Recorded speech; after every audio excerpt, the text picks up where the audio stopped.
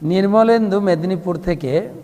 আমার প্রশ্ন, যখন জপ করা হয় জপের মধ্যে মন বসে না, কি করা যায়? না, মন হচ্ছে ভগবদ্গীতায় ভগবান বলেছেন মন এব মনুষ্যান্নাম কারণং বন্ধমক্ষয়। মন হচ্ছে মানুষের বন্ধু, মন হচ্ছে মানুষের শত্রু। ভগবদ্গীতায় দুই শত্রুর পরিচয় দিয়েছেন। আমাদের প্রত্যেকের দুটো শত্রু আছে, অনেক শত্রু আছে। আপনি যদি এক পার্টি করেন, অন্য পার্টিকে আপনি শত্রু বলে মনে করবেন, সেটা একটা শত্রু। আপনার বাড়ির পাশে অনেক শত্রু আছে, কিন্তু ভগবদ্গীতায় একটা নতুন শত্রুর পরিচয় দিয়েছেন। কোন শত্রু? কাম। জীবের ভিতরে যে কাম বাসনা, কাম, এই কাম হচ্ছে প্রধান শত্রু, চিরশত্রু, চির অতৃপ্ত, সর্বজ্ঞাসী, পাপাত্মক। ভগবদ্গীতা 3য় অধ্যায়ে বলেছে। আর দ্বিতীয় শত্রু হচ্ছে মন। মন বিশেষ করে যখন আপনি আধ্যাত্মিক কাজ করবেন, বিশেষ করে পারমার্থিক কাজ, জপ করবেন বা গ্রন্থ অধ্যয়ন, গীতা ভাগবতম পড়বেন, এই পারমার্থিক কাজে মন বাধা দেবে, মন করতেই দেবে না। আপনি বসে 2-4 জনের সঙ্গে গল্প করুন, আপনার মন কোথাও যাবে না। তাস খেলুন, মন যাবে না কোথাও। টিভি দেখুন, মন যাবে না কোথাও। যখনই জব করতে বসবেন তখনই মন সঙ্গে সঙ্গে বলে, এই তোমার ওই লোকটাকে ফোন করার কথা ছিল না, যাও ফোনটা করো, জব তো তুমি পরে করতে পারো। ঠিক, জব ব্যাগ রেখে দিয়ে ফোন করো, বা জব ব্যাগ হাতে, হরে কৃষ্ণ হরে কৃষ্ণ, ফোনে গেছে, হরে কৃষ্ণ হরে কৃষ্ণ, হ্যালো তোমার আসার কথা ছিল না, রাম রাম রাম রাম হরে রাম রাম, কি গো কোথায়, রাম রাম রাম রাম। জব করতেই দেবে না। অথবা জব করছে টিভি, আরে নিউজটা চলে যাবে তো। হ্যাঁ, আমাদের কি বলে, আমেরিকায় কে প্রেসিডেন্ট হলো একবার দেখো, ট্রাম্প না বাইডেন, কে হলো দেখো একটু। আরে বিহারে কে জিতলো, এই নিউজটা না হলে তুমি পরে পাবে না তো। ব্যাস, হরে কৃষ্ণ রাম রাম রাম রাম, ও তাই রাম রাম রাম, বা ট্রাম্প হেরেছে, ভালোই হয়েছে, রাম রাম রাম রাম রাম রাম। মন তো টিভিতে যাবেন। বা বসে জব করবেন, এই বেশিক্ষণ বসো না, হাঁটো, নাহলে পায়ে কোনো বাদ হয়ে যাবে, বাদ, হাঁটো। বসতেই দেবে না আপনাকে। এবার হাঁটবেন, আরে ঘরে হাঁটলে হবে না, পার্কে হাঁটো, পার্কে যাও না তুমি, পার্কে হাঁটো। আরে হাঁটতে এসো, এত সুন্দর ফ্রেশ এয়ার, ফ্রেশ বাতাস, শুধু হাঁটলে হবে? একটু জব ব্যাগটা রেখে দিয়ে একটু প্রাণায়াম করে নাও না, ব্যাস চালু। জব কোথায়? জব করতেই দেবেন। বা আপনি বসে জব করছেন, এই তুমি সে ভোর 4টায় উঠেছো না, এতক্ষণ জল খেয়েছো, জল খাওনি তো, যাও একটু জল খাও, ব্যাস, হ্যাঁ পেটে গ্যাস হয়ে যাবে। আর আরে তুমি এতক্ষণ বাথরুমে যায়নি, এতক্ষণ বাথরুম চেপে রাখা ঠিক না, তোমার শরীর খারাপ করে, বাথরুম করা। আর জব তো এতক্ষণ করলো, তোমার একটু দুর্বল লাগছে না, একটু বিছানায় শুয়ে পড়ো না, ভালো লাগবে তোমার, কিন্তু জব পরে করো, ব্যাস। এ মন, এটা একটা জিনিস, মন আমাদেরকে বিড়ম্বনা করে।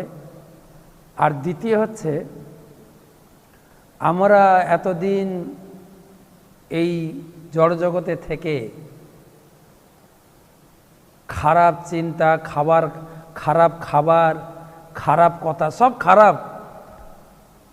আপনি মেদিনীপুরের লোক তো, এই খারাপ কথাটা শুনতে লোকে অভ্যস্ত হয়ে গেছে। কিন্তু আপনি এখন হয়তো এই আজকে বুধবার না, কালকে বুধবার না, কালকে লোকাল ট্রেন চালু হবে আপনাদের ওই পাঁশকুড়া থেকে খড়গপুরের মধ্যে। এই খারাপ কথাটা খুব প্রসিদ্ধ। হ্যাঁ, কিছু চাওয়ালা উঠে ট্রেনে, খারাপ চা, আর লোকে খায় ওটা, কিন্তু ওর স্টাইলটাই হচ্ছে ওটাই। কেন আমরা সব খারাপ জিনিসের প্রতি আকৃষ্ট, যার ফলে এই নামের প্রতি আকৃষ্ট হতে পারি না। আমাদের মেদিনীপুরের ভাষায় আছে, মধুমাখা হরি নাম বল রে, একবার বল রে, মধুমাখা হরি নাম।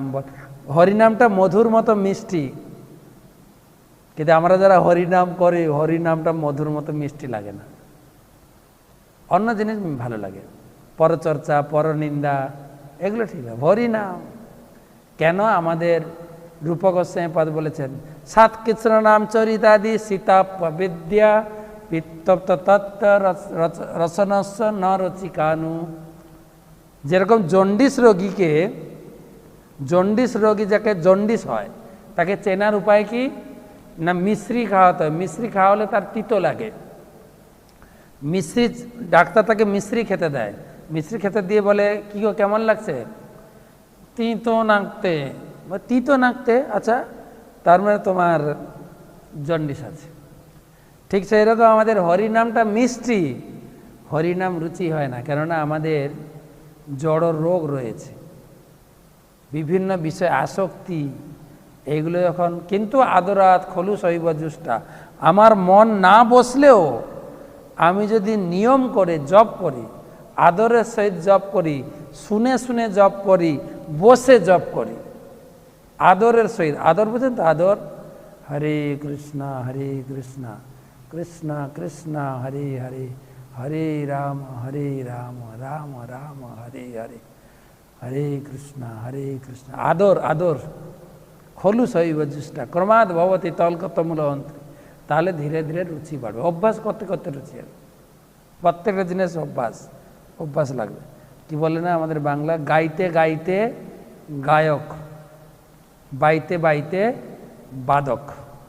এই সারে সকালে উঠে তেরে খেটা এই মৃদঙ্গ বাজানো শেখে সকালে, এই শীতের দিনে একদম ঠান্ডায় ভোর 3-4টার সময় উঠে তেরে খেটা খেটে খা তেরে খেটা করতে করতে করতে করতে একদিন হাতে কীর্তনের তাল এসে যায়, নাম জপ করার অভ্যাস করতে করতে আসবে।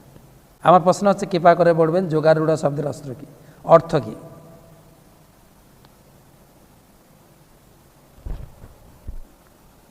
যোগারূঢ়, যোগ বলে না, যোগ অভ্যাস, যোগের 8টা ধাপ, যম, নিয়ম, আসন, প্রাণায়াম, প্রত্যাহার, ধারণা, ধ্যান, সমাধি, 8টা স্টেপ। ধরুন আপনার বাড়ি কয়তলায় আমি জানি না, আপনি যিনি প্রশ্ন করেছেন, কাকদ্বীপ থেকে দ্বীপ আপনার দোতলায় বাড়ি না 3তলায় বাড়ি জানি না, ধরুন দোতলায় বাড়ি, আপনি সিঁড়িতে উঠবেন, সিঁড়িতে প্রথম যে ধাপে পা দেবেন সেটাকে বলে যোগারূঢ়, যোগের শুরু। যখন আপনার বাড়িতে পৌঁছে যাবেন, প্রথম তলা বা বাড়ির ছাদে পৌঁছে যাবেন, যোগে যখন একদম সমাধিমগ্ন হয়ে যাবেন, তাকে বলে যোগে আরূঢ় হয়েছে। 6ষ্ঠ অধ্যায়ে ভগবান এইভাবে বুঝিয়েছেন।